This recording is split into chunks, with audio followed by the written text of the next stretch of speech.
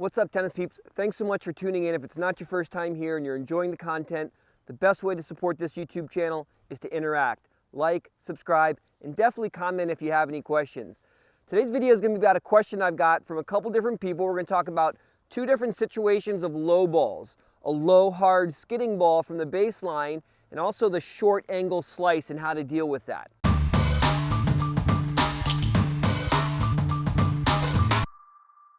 So first, this ball from the baseline, this low skidding ball. We know just gravity and air resistance have a big effect on the ball, so you have to hit it pretty hard to get it to go low over the net and deep from back there. Even a slice, which has a tendency to float, is going to have to hit pretty hard to get it to go back here. We also know that trajectory of the ball determines how high it's going to bounce. So we know it's going low over the net, we know it's being hit hard, so here's how you're going to handle that ball. A low, hard skidding ball from the baseline is going to be treated like any neutral or defensive ball that you're going to hit from back here. You're going to try to neutralize your opponent. Remember, our cardinal rules of singles: don't miss, miss less. And you do that by just hitting the ball deep cross court. Now, you don't have to push it. You want to be safe and you want to miss less with your targets.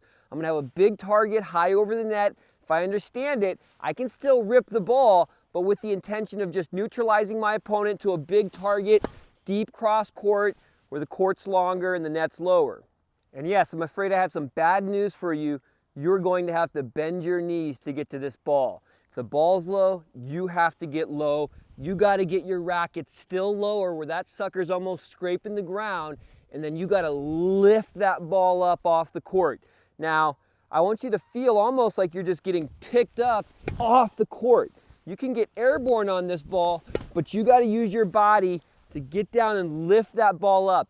Again, neutralizing your opponent, not by pushing. You can hit the ball hard, but hit to that target you know you can make, and hopefully you understand good fundamentals as well.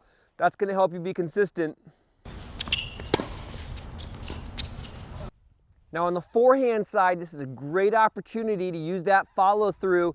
That's not only good for this shot, but also just a good drill to do, where I want you to try to hit the ball, and this is definitely an instance where we might see that racket fly up behind your head because you got to get low and still got to get that racket to go up. Now remember, you're still compressing the ball, but you're getting low, you're lifting up, and if that racket flies up over your head, that's a really good sign on this shot that you understand ball striking and how to get that ball to go back hard, deep cross court. Now keep in mind, if you're getting a lot of these balls in your matches, it means your opponent's taking a lot of risk. It is really hard to hit the ball consistently hard and low over the net. They're taking big chances, which is even more reason to work hard, lift these balls, big, deep cross court. If you can keep 4 or 5 in a row of these back against an opponent like this, you're probably going to get an unforced error pretty quick.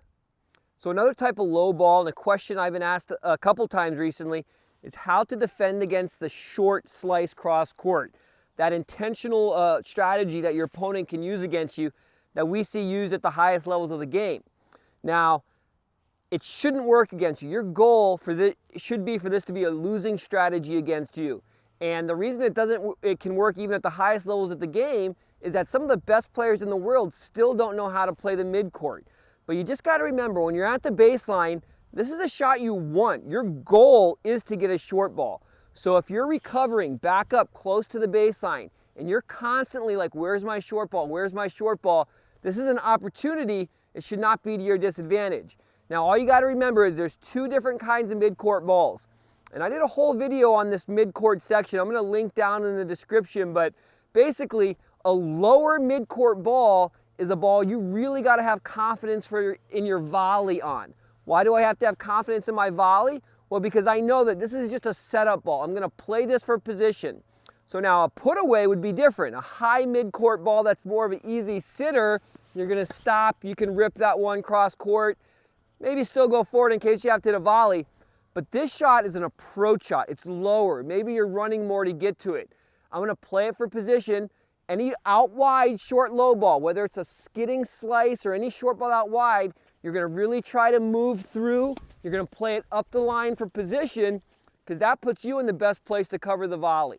So if your opponent uses that against you and you really have those instincts to quickly move forward, move through that ball, play for position on the volley, you should see it go away. They should stop using that strategy against you because you are not someone that they want to bring to the net. So I hope this video shed some light on how to handle low skidding balls and also how to defend against a short slice cross court. Please comment down below what else you guys would like to hear about, what strategies, what questions you have about tennis. I would love to hear it. I would love to have more content to bring to you guys, but I need to know what it is you want to see. Thanks so much for watching. Please like, subscribe, and comment. See you next time.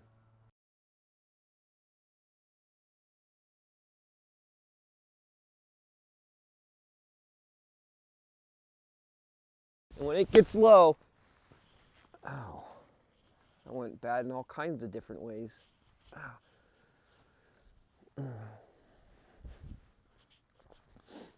My jeans are poking out of my pants. This is ridiculous. It's 25 degrees right now, people.